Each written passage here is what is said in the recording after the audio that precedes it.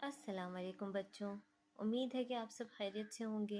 Video start करने से पहले मैं चाहूँगी कि आप लोग मेरे चैनल को सब्सक्राइब कीजिए, मेरे वीडियो को लाइक कीजिए, अपने दोस्तों के साथ शेयर कीजिए ताकि वो भी इन एजुकेशनल वीडियोस का फ़ायदा उठाएं। और मुझे कमेंट में ज़रूर बताइएगा कि आपको ये वीडियो कैसी लगी। तो आइए बच्चे स्टार्ट करते हैं।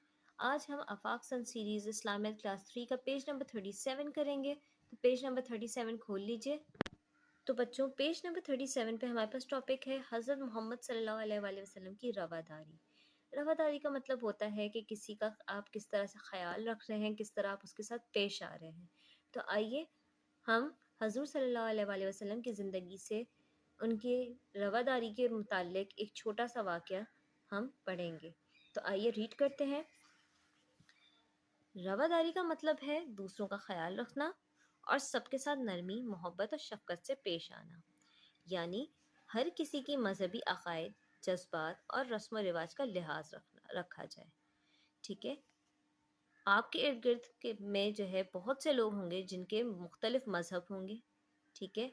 मुख्तलिफ रस्म व रिवाज पर वो जो है यकीन रखते होंगे। लेकिन आपने क्या करना है, आपने उनकी इन सब चीज़ों का लिहाज करना है, ये नहीं कि उसका मजाक उड़ाया जाए। ठीक है। कोई ऐसा काम ना किया जाए जिससे लोगों के जज्बात को ठेस पहुँचे।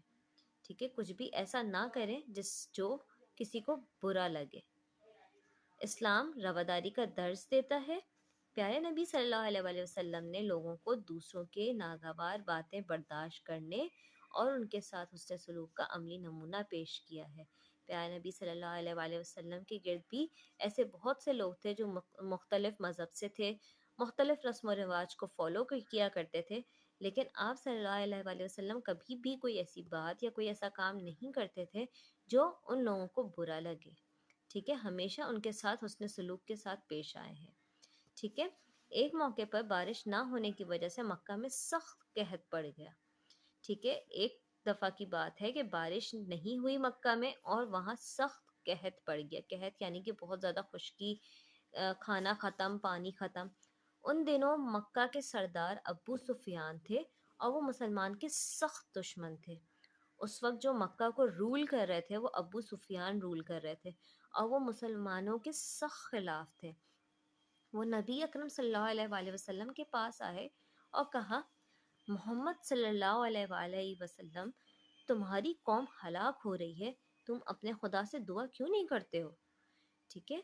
वो हमारे प्यारे नबी सल्लल्लाहु अलैहि वसल्लम के पास आए और उन्होंने कहा कि तुम्हारे कौम के लोग इतना मर रहे हैं, इतना शहीद हो रहे हैं, तो तुम अपने खुदा से दुआ क्यों नहीं करते हो उनके लिए?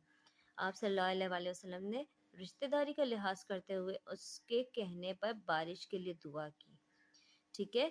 क्योंकि वो अबू सुफियान जो थे वो आप सल्लल्लाहु अलैहि वसल्लम के रिश्तेदार थे, तो उनके कहने पर जो है उन्होंने बारिश के लिए दुआ की। अल्लाह ताला ने आप सल्लल्लाहु अलैहि वसल्लम की दुआ कबूल कर ली। थोड़ी ही देर में खूब बारिश बरसी और मक्का की प्यासी ज़मीन सैराब हो गई। ठीक है। आप सल्लल्लाहु अलैहि वसल्लम की दुआ अल्लाह ताला ने कबूल की और थोड़ी ही देर में मक्का में बहुत शदीद बारिश हुई।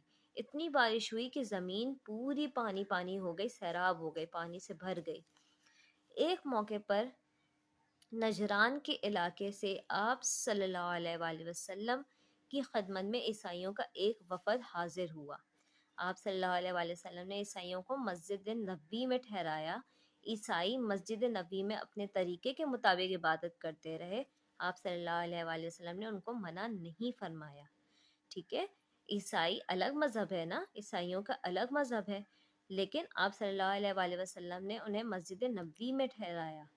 ठीक है। वो मस्जिद नबी में रुके, वहाँ उन्होंने अपने हिसाब से जो है इबादत की, अपने मुताबिक इबादत की, लेकिन आप सल्लल्लाहु अलैहि वसल्लम ने उन्हें कभी भी मना नहीं फरमाया।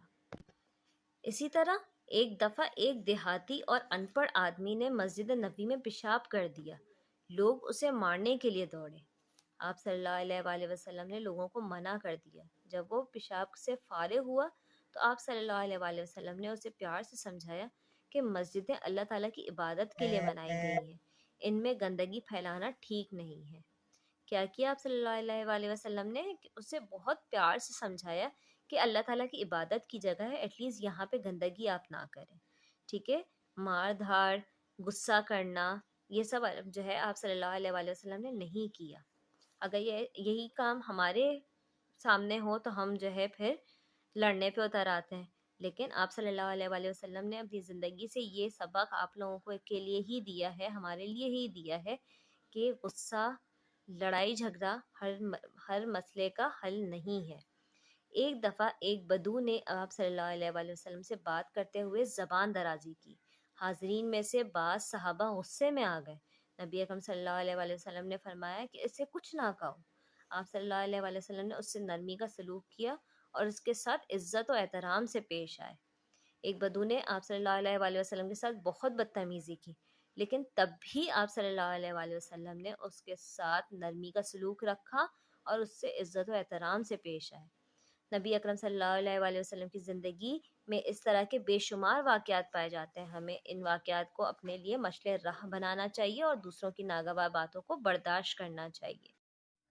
حضور صلی اللہ علیہ وآلہ وسلم کی زندگی سے ہمیں ایسے بہت سے واقعات ملیں گے جن سے ہمیں یہ سبق ملتا ہے کہ آپ صلی اللہ علیہ وآلہ وسلم ہمیشہ ہر ایک کے ساتھ بہت نرمی کے ساتھ پیش آئے اور عزت و احترام کے ساتھ پیش آئے۔ تو ہمیں بھی چاہیے کہ ہم لوگوں کے ساتھ لڑائی جھگڑا اور غصہ کرنے کے بجائے آرام سے نرمی کے ساتھ بات کریں اور ہر مسئلے کا حل آرام سے بیٹھ کر نکالیں۔ امید کرتی ہوں بچوں آپ لوگوں کو یہ ویڈیو سمجھ میں آئی ہوگی، پسند آئی ہوگی۔ تو اگر پسند آئی ہو تو ضرور لائک کیجیے گا، میرے چینل کو سبسکرائب کیجیے گا۔ اللہ حافظ۔